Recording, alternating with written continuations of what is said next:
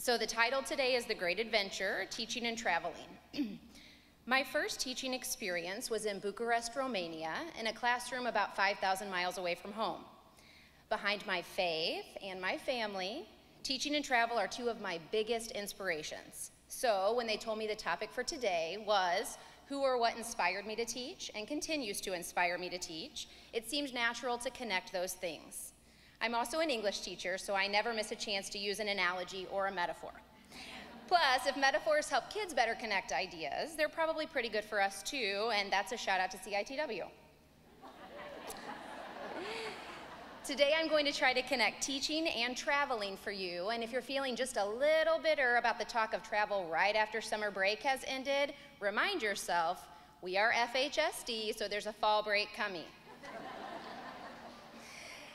Travel inspires me, it always has. The chance to go new places and experience life just a little differently than our same everyday routine brings us such excitement. When our oldest child was young, my husband and I set a goal to let her, and now our two younger children, experience all 50 states before they graduate high school.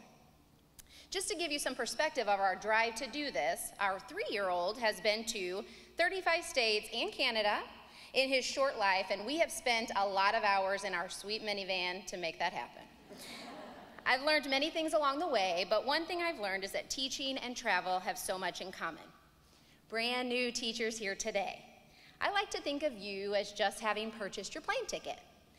You made a travel plan for yourself when you selected to make teaching your life's mission, and now you have your ticket in hand. You are inspired, maybe a little nervous and anxious, and you are heading on your big adventure. Take some advice from those of us who've been on the trip a little longer. Embrace the unexpected and celebrate the history and the people you encounter. There is so much to learn and share with one another. And if you're like me, the nervous excitement you feel today will fill you at the start of each new year, and that's one of the things that makes this career so wonderful. Veteran teachers. We've been on this trip a little longer. Anybody feel like they're on a 54-hour road trip to Yellowstone with 3 screaming kids? Been there. Education can be tiring and the trip can be wearisome, am I right? But there's so much beauty in the adventure. Moments when all 3 kids play together, moments when you see something beautiful along the way or something unexpected, and the family talks about it over and over again. And when you arrive at Yellowstone, there are waterfalls and hot springs, canyons and geysers, lakes, mountains, and forest. The road trip, though it seems long at times, is well worth it. Now, any experienced traveler knows that travel is never obstacle-free. Sometimes it rains on a beach day. Next slide. But remember, even as things we expect to be a certain way change, we can't really control the weather. We can only control how it affects us and how we will react. And sometimes you get a flat tire. Or 3 flat tires, as the case may be.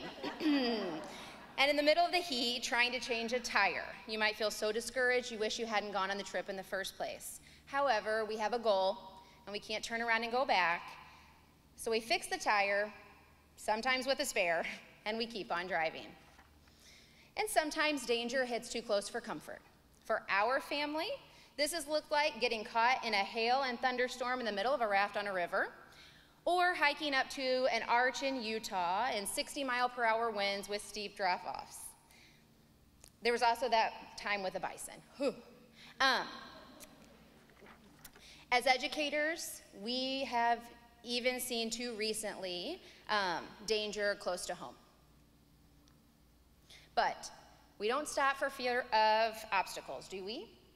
For we experienced travelers know the good outweighs the bad, and we know with some patience and courage, we'll reach the beach, the mountains, the city, whatever our destination. Excuse me. What's wonderful about travel isn't just the scenery and the adventure. It's also about the unique culinary experiences along the way. Anybody besides my family like to eat new foods when they travel? We like to try the local cuisine wherever we go, and the kids and I have even started to get used to my foodie husband taking pictures before we start eating. I like to think of food a lot like teaching strategies and various best practices. There are so many from which to choose. Some people like to be more adventurous with trying new foods than others. If you want to be adventurous, try the lumpia and flip your classroom. Brian Santos, shut up. If you want to stick to chicken tenders and stay more on the fringe of cutting-edge practices, make sure it's best for your students. Most importantly, choose what you're passionate about and what fits your taste buds, and then order away and enjoy. Serendipities are those little unexpected moments along the journey. Nearly every vacation we've gone on, we've seen someone we knew from the past or from back home. It's a nice reminder that the world is small. We've also met really cool people who reminded us of the goodness in humanity. Have you had nice surprises along the way in your career? Have you eaten at the hole-in-the-wall restaurant that looks rough on the exterior but is surprisingly awesome? The kid you thought might not be your favorite the first day of school when she's acting a little feisty, but you have a breakthrough moment together? You and I both know those people, those places, and those kids. Now, some people like to power through and get to the destination, but most of us have to stop at some point along the way at rest stops. One of the joys of our career is that it allows for rest stops along the way. When we are tired, maybe cranky, our muscles feel tense and our legs need to stretch, we can take a break. Breaks, fall, spring, and summer, even a long weekend can be just the refreshment we need. I can't think of another career that allows for a fresh start each year, but I am so thankful that these stops along the way allow us to refuel for our adventure. Now, I'm here to tell you Grand Teton is one of the most beautiful places I've ever been. Mount Rushmore's amazing, the blue water and white sand in Pensacola is breathtaking, and there's little more powerful than seeing the Grand Canyon at sunset. But if you're like me, you don't travel only to see the fantastic places and views. You travel in large part to spend undivided time with the people you love. And that's what makes the adventure so much fun. So, who are you traveling the teaching adventure with? Your PLC, your department, some close colleagues you've met along the way. These are the people who will help you navigate using the GPS. Or if you're like me, they'll help you read a map. They know the feeling of being bummed when it rains when you hope for sunshine. They know the work it takes to fix a flat tire in the scorching heat. And they feel the same fears you have. Find these people. Don't get so distracted by reaching the destination or accomplishing the goal that you forget to have fun and enjoy the people you're traveling with. Now, as teachers, we are traveling, but aren't we tour guides too? We get to show our kids what there is to see in a fun and meaningful way. That's our job. When kids aren't with their families, we are the ones guiding them, showing them around, helping them find their way. In fact, many of us get more time in a day with kids than their parents get. If you have kids in our district like I do, you are so grateful for your children's tour guides just like I am. Anyone from Fairmount recognize these faces? Lori Griesenauer and Dave Gentili were awesome fourth grade teachers for my daughter last year. And Henderson and Hackman Early Childhood should recognize these awesome teachers, yes. On the left is Laura Clayton and Patty Rackavan from Hackman Early Childhood, and Stacy Wittenauer is from Henderson Elementary on the right. Thank you to these people, among many others, for being unbelievable role models and tour guides for children, including my own, in our district. So what's the real reason we travel? For our family, it's to show our kids a whole world out there different from our own. And aren't we doing that for our students every day? There's more to life than feeling hungry, than struggling to read, than addiction, than unhealthy relationship, you fill in the blank. We get to show kids a bigger, better world to work toward and reach. Travel also creates lasting memories, and I know this because I asked FHSD graduates, some from as far back as 13 years ago, about the memories you as an entire district of teachers made for them. And here's what they remember and had to say.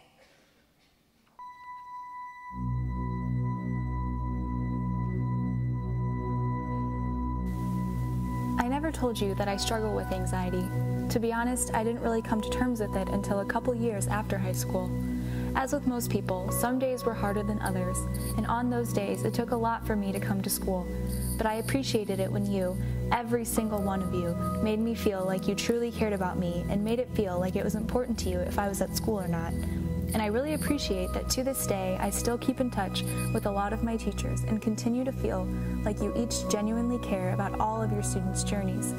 You have inspired me to be kind, patient, and always try my best because you always wanted the best for me when I was in your class, and I'm sure that you still do now.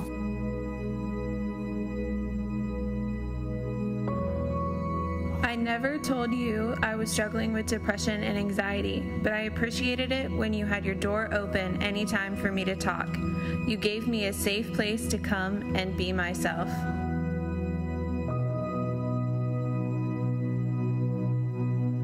I never told you that I was battling with depression throughout high school, but I appreciated when you came into class with that positive energy every day.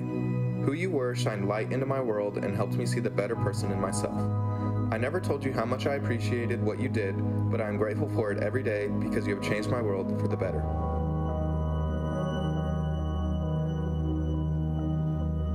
I never told you how much I struggled with nightmares after my mom's pedestrian car accident, but I really appreciated it when you cried with me and reminded me how strong I was to continue going to school and taking care of business instead of letting the stress of it consume my life.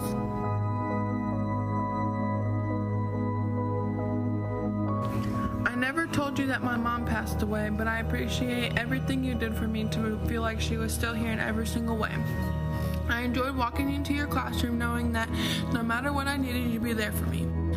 You helped me pass my freshman year when I needed help. My depression played a big role in my freshman year since my mom passed away. I didn't want to do anything because I felt like nothing was going to get better, so why not just give up? But you didn't let me. You reminded me about what my mom would want, and if I didn't graduate, it would have a very big impact on my life. I can't thank you enough for everything you've done for me. I give you all credit for how far I've made it in my education. Thanks to you, I'm going to be a junior in high school next year. Thank you so much for everything you've done for me and continue to do for me. I really appreciate you. I never told you about my struggles with my mental health, but I appreciated it when you would consistently make an effort to be kind, inclusive, and compassionate at all times. I never told you that at times I didn't feel like I belonged, either in school or sometimes in my own skin at all. But I appreciated it when you made your classroom feel welcoming and safe, even when I made mistakes a lot of the time. It really helped me feel like I could succeed, and it made my peers feel like my friends.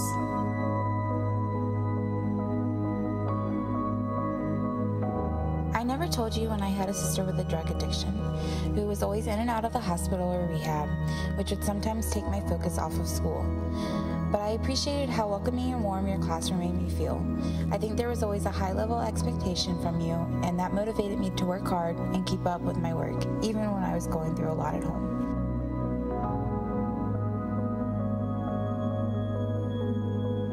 I never told you that I was in the midst of a verbally, mentally, and sometimes physically and sexually abusive relationship, but I appreciated when you told me that I truly could be the change that I wished to see in the world. My dream continues to be to inspire other women in their wildest dreams, just as you did for me as a young woman in high school.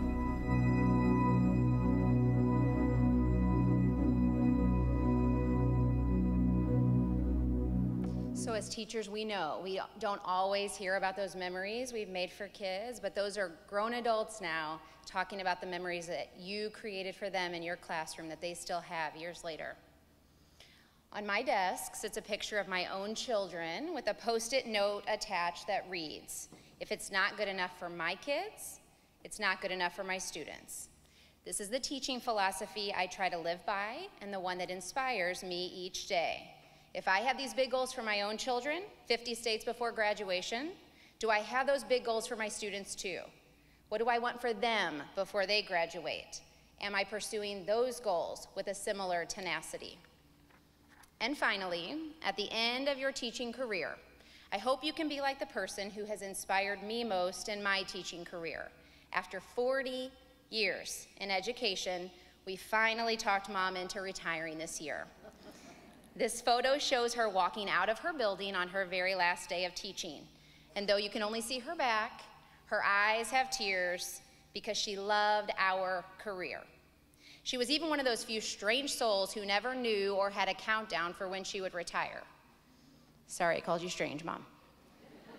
But while my mom inspired me to begin with, and still continues to today, it's the adventure, the serendipities, the rest stops, the memories, and most importantly, the people beside me and the students in front of me each day that inspire me to continue on our, often tiresome, very rewarding journey. And I hope the same is true for you. Have a great year.